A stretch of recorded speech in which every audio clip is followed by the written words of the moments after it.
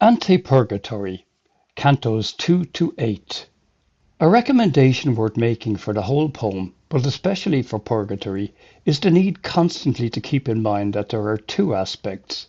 One, the souls that Dante meets, the other, the journey he makes by himself. Too often, we remain diverted and trapped by the fascinating stories that the various characters tell us. In this way, the comedy ends up being remembered by what happened to Paolo and Francesca or Count Ugolino, and the view is lost of the one truly important person, Dante himself. He is also the only one who is alive, and this is emphasized many times, above all and almost excessively in Purgatory, where there is no canto in which, in one way or another, it isn't reaffirmed that he is there with his body and that he is alive.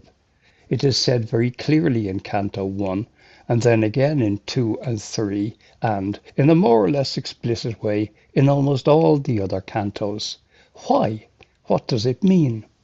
For the characters met, it concerns a place in which to atone for guilt after death. Nothing more orthodox.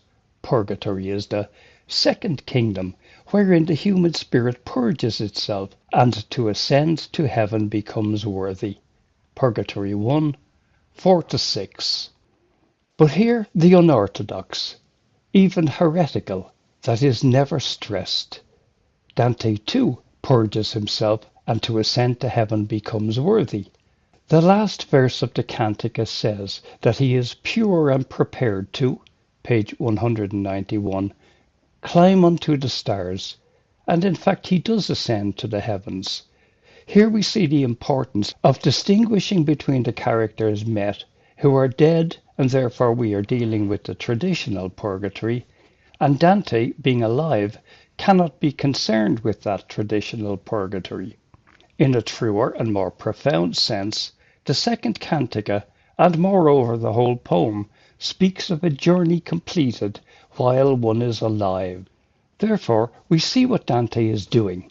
He does not wait idly for a certain predetermined period to expire, as the souls do who gather round him, beseeching him to ask their relatives to pray for him, because, as the Church believed, and still believes today, the prayers from down here can quicken the climb to heaven of the dead souls, assuming they are in purgatory and not in hell, but climbs with enormous hardship the first part of the mountain that is so steep that it must be climbed using hands and feet.